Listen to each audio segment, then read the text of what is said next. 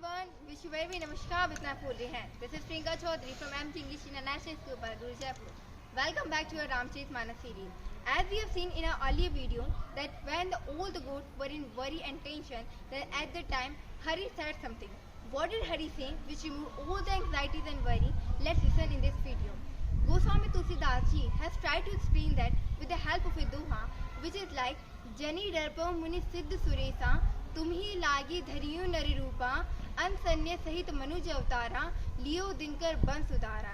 At the time Hari said, O Siddhas, yogis and Indra, the chief of all gods, for your sake I will assume the form of a human being.